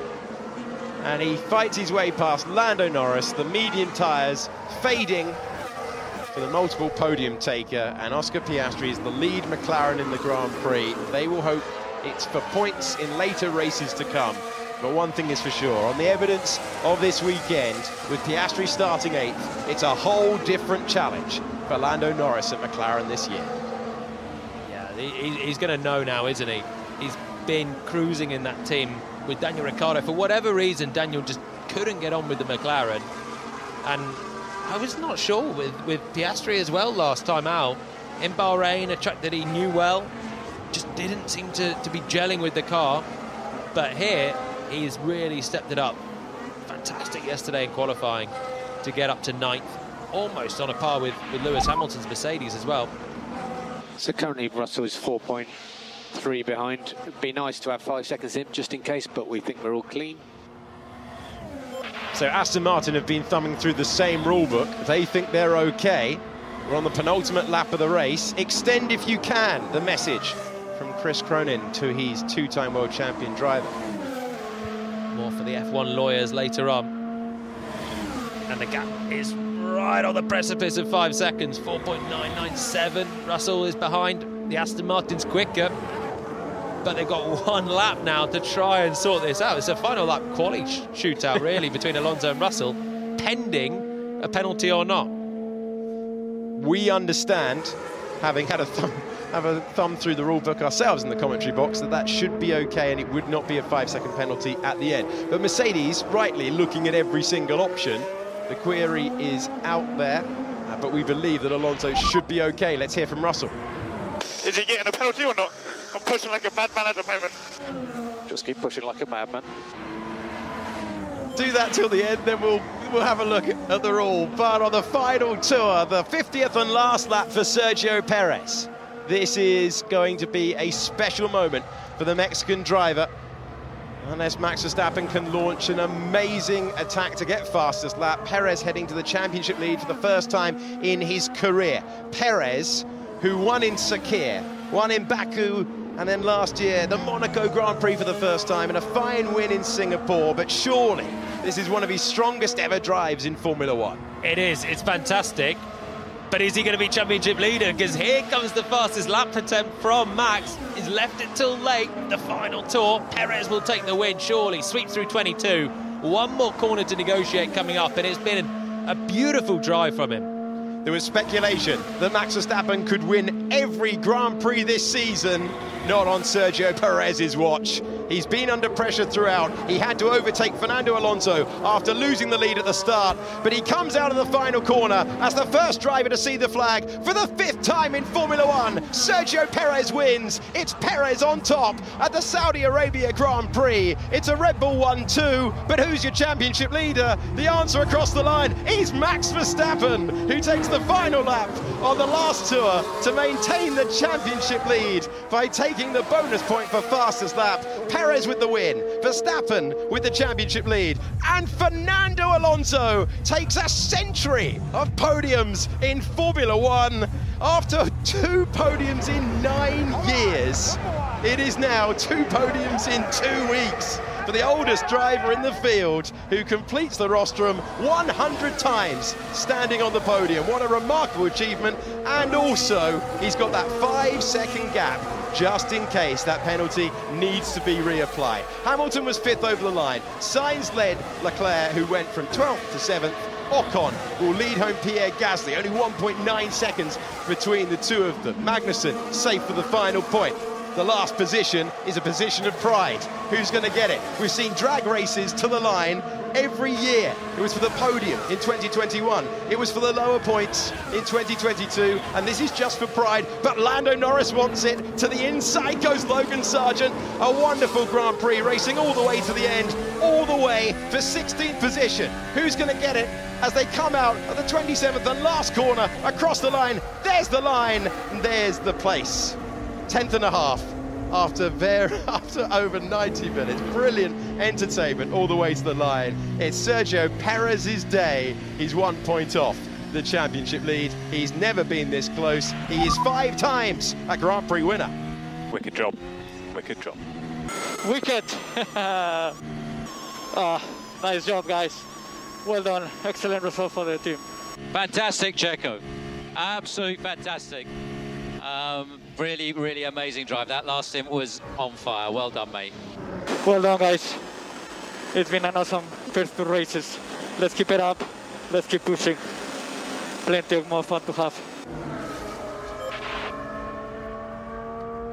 Plenty of fun for Red Bull to have. Perez managed that really nicely all the way. The winner in the end by 5.3 seconds. Alonso was 20 seconds behind. Here's Verstappen. It's a great recovery, well done. Yeah, not bad. That's yeah, good result for the whole team. Great recovery, Max. That was a really good drive. Fastest lap at the end, 31.9. 1-2 finish. Sorry about yesterday, but great points today. You know what I really like about the Perez win, though, is the pace that he showed. Race pace against Verstappen. When you look at his wins last year, Monaco is Monaco. He wasn't particularly quick in the race. He had the line of cars behind him, but he didn't need to be to win because it's all about track position. Singapore, kind of likewise. Verstappen was in his own medley of incident, and so he had the pressure from the Ferrari. But here it was man on man at Red Bull, and after the safety car, the gap was pretty much the same the whole way through, and even Max getting the fastest lap was only a couple of tenths quicker than Checo had managed earlier on. It's a really brilliant drive this from Checo. What a moment for Sergio Perez, out of the car and delighted to win. Last year he led the first 14 laps and the timing of a virtual safety car didn't go his way. 1 year later he has finished the job and he's in the arms of his team. Superb stuff. You know what would have been a plot twist? Alonso's last lap, full juice to try and keep that 5-second gap to Russell. He was only a couple of tenths away from fastest lap himself in the Aston Martin. It's absolutely true. His personal best on the last lap, a 1:32.2. Verstappen's fastest lap was a 1:31.9. They refused to give him the time, and Verstappen just pushed anyway. Sergio Perez checking in with his old team, who are on the podium. They used to race with the Silverstone-based squad when they were Force India, and they were racing Point. And now celebrating with his new team. And he scored 4 of his wins with Verstappen. A superb drive through the field. from 15th to 2nd place. And it was a larger gap than last year, but it was interesting all the way through. Red Bull remain in a league of their own. As we came from Bahrain and we moved to Jeddah, the questions were, would the order get changed? And the answer, emphatic. It's Red Bull, Aston Martin and Mercedes in the same order. Ferrari with work to do out there. Last of the point scorers, Ocon, Gasly and Magnussen. Special result for Perez, and Red Bull have only scored consecutive 1-2 finishes once before, and that was 2009. David has made his way downstairs, and he'll be interviewing our 2nd winner of the season in a few moments' time. He's waiting for his cue. Let's send it downstairs to David speaking to Sergio Perez.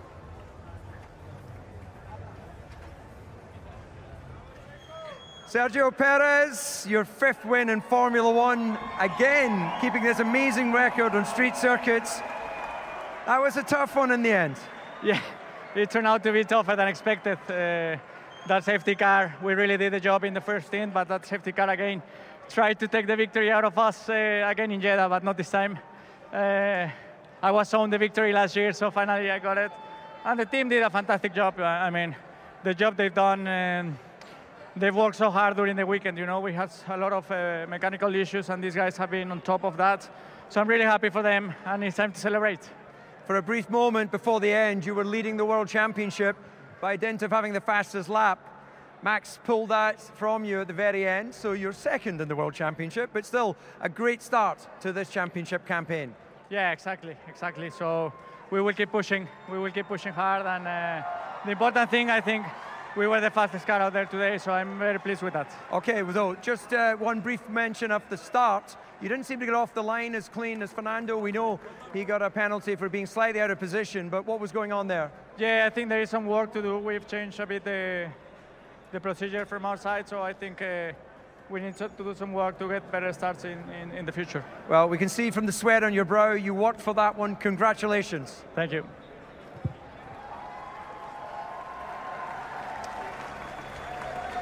Now, it looks like now we have our 3rd place finisher. A brilliant start to the 2023 campaign for Fernando Alonso, and your 100th podium finish.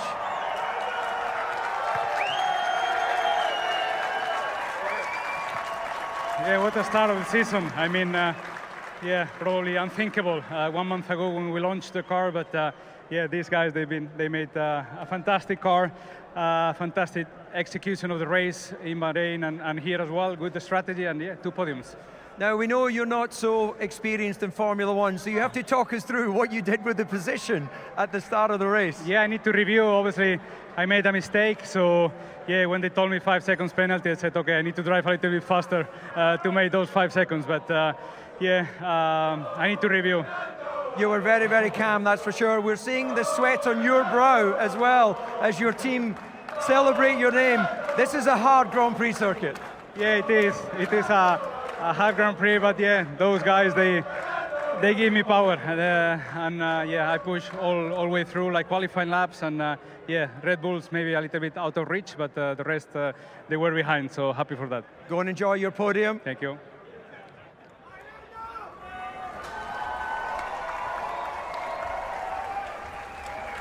And finally, our 2nd place finisher, still leading the World Championship because of that big push at the end there. It's not been an easy weekend for you, but you must be satisfied to have come through in 2nd. Yeah, it wasn't very easy to get through the field. I mean, through the first sector, trying to follow in the beginning of the race was very difficult, a lot of sliding around. But once I cleared them one by one, we got into a good rhythm, and of course, yeah, very happy to be here on the podium. There were some concerns there. We heard you talking about the drive shaft, the vibration. That righted itself, or you had that right to the finish?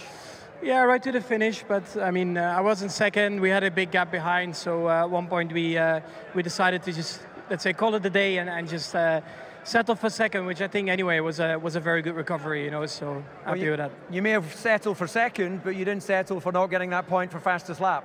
I gave it a go at the end, so luckily it worked out. Okay, well, you're still leading the championship, Max. Congratulations. Thank you.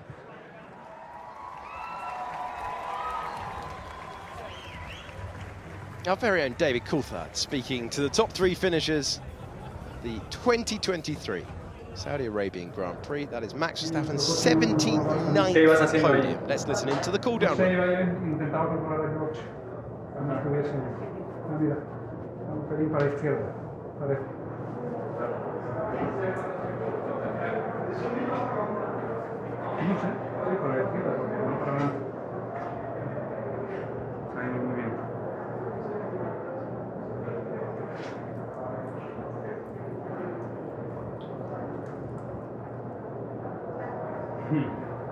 Ahí casi me voy, ¿eh? Sí, sí. No quería perder tiempo. Eso tampoco perdí. Y con lo que te digo que no pierdo tiempo.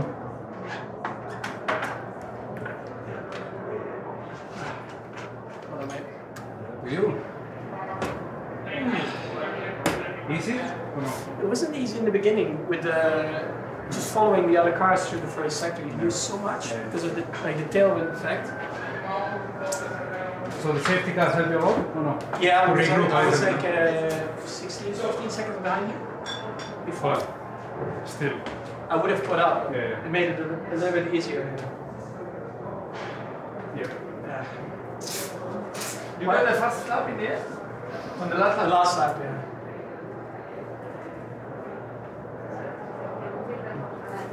Were you not told to keep the pace? Yeah, 33.0, yeah. But then I asked what was the fastest lap, and I think it was only like 10 faster than what we were doing. What did you do? Guys, 31.9. Yep. Running caps.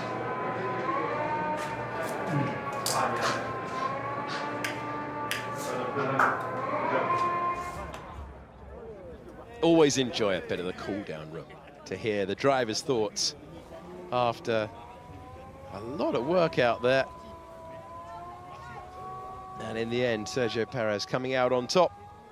Verstappen climbing 13 places, and Alonso weathering that 5 seconds. And just to underline, our understanding is that they took the penalty correctly, so that's what Aston Martin would want. Operationally, either way, Alonso pushing to his limit on the final lap made it redundant. Russell beating Hamilton in the race after Hamilton beat Russell in round 1. We are awaiting the podium in a few moments' time. The Giga podium from last year has been moved to the pit straight.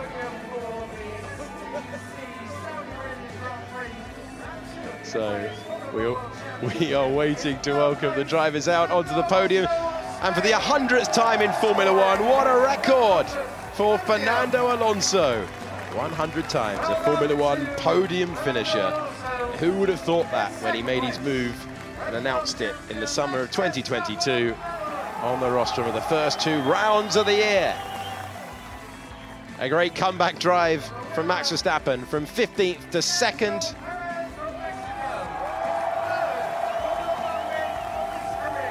And Sergio Perez is on to the top step of the podium to hear his national anthem for the 5th time in Formula One.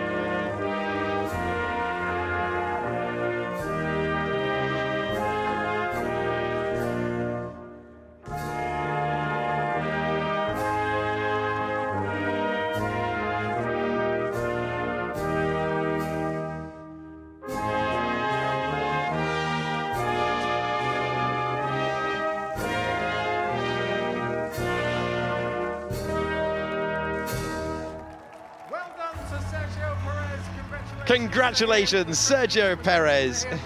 He heard his national anthem and that of Austria for Red Bull. He treasures every single victory, but it's an early win in the season. The earliest he has ever won in a season with that today. And there's the gold medal to go with it as well. Should say that when Fernando Alonso stepped onto the podium, about the moment that his right foot made contact with P3, the FIA stewards message came up in the box. They're investigating him for serving the penalty incorrectly. So that one will require a further look. For Red Bull, a wonderful moment. They have built themselves a rocket ship. 17 times Grand Prix winners last year in a 22-race season, and they have the first two with both drivers very early. And Max Verstappen all smiles as he collects a hard-earned second place in his 79th Formula One podium.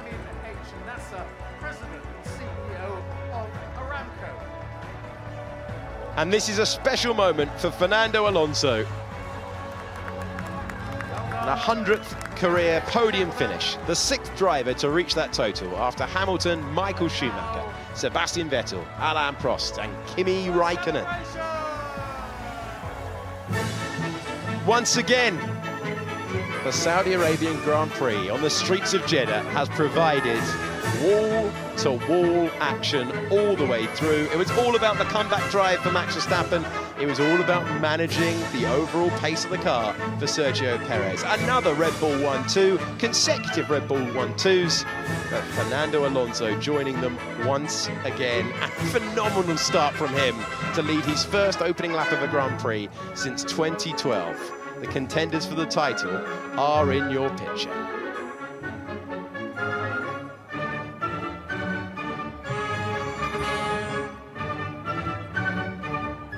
So an outstanding moment for all concerned after 50 laps of the circuit. Well, a bit of a loss to know what to do. Alonso doing the old classic. It might not be champagne. It certainly will be sweet after what he's achieved. The century of Formula One podiums. And I wonder how many times these three are going to share a podium this year. That's a good question. They were on it last time. They're on it again now. Different order, different man on the top step, but Alonso takes his third place. He's a driver still operating at such a high level. Had a 5-second penalty in hand over the Mercedes, and even if he gets a 5-second penalty, he still keeps the podium. It's going to take some development, I think, for Mercedes and Ferrari to interfere with these three. Yeah, Toto Wolff speaking about the massive upgrades that they require. They're seeing good numbers in the development race as the top three exit the podium and we enjoy the fireworks in the Red Sea.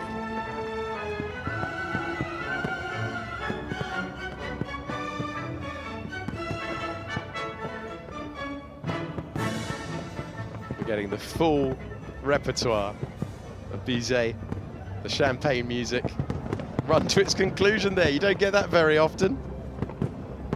Lovely piece. It's turned into a classical music review at the end of a Grand Prix.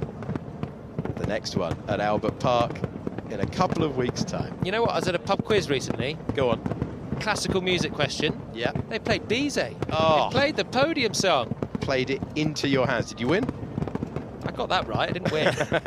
The rest of it, never mind. Never mind. You're listening to us yak on because we're expecting... Oh no! It's a 10-second penalty for Fernando Alonso. So just like Esteban Ocon last week, Alonso penalised, having been given the penalty for third place. Did they wait the right amount of time, failing to serve the penalty incorrectly? And it's not 5 seconds that he built, it is 10 seconds. And Alonso and Aston Martin will be furious. We'll get another angle of it.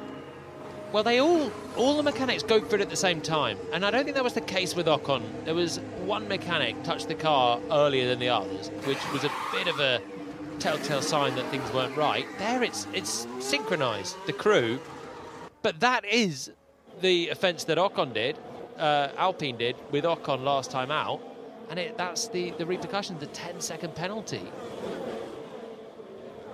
Does someone touch if anyone touches the car inside 5 seconds, it's an incorrect penalty. That's a mandatory 10 seconds, but that is a strange one. We need a better camera angle if there is someone that touches it, because we're cycling through all the angles we've got here by the looks of things. Let's get it somewhere. The change it means is that Fernando Alonso goes off the podium and George Russell is promoted to 3rd place. A long time. Was that lap 18, around lap 18? That's a long time to administer that penalty. Aston Martin will be furious. It's a bit naff, isn't it, for the initial start infringement that caused it all. Lots to be debated in the post-race show. At the end of the Grand Prix, it's Sergio Perez, who keeps the win, obviously, having put together a superb drive. Max Verstappen in 2nd place, having climbed 13 places. But George Russell takes 3rd. Fernando Alonso penalised for a start infringement issue. 5 seconds for that. 10 seconds for not serving the penalty correctly. Hamilton was 5th. Then it was Sainz, Leclerc, Ocon, Gasly, and Magnussen with the final point. Yuki Tsunoda was 11th and he lost it in the final laps, 11th 2 rounds in a row. Then it was Hulkenberg in 12th, Zhou Guanyu in 13th, Nick de Vries led Oscar Piastri, who got past Sargent and his teammate, and Valtteri Bottas, the last of the finishers, Albon and Stroll, the retirements. Well, action all the way to the flag, all the way through the field. Action after the flag, with Fernando Alonso being taken off the podium. The next driver's briefing is sure to be very, very interesting. The post-race show will bring you all the answers in a few moments' time. My thanks to David Coulthard, my thanks to Jolyon Palmer, my thanks to you for watching. We'll see you in Albert Park when Formula One returns.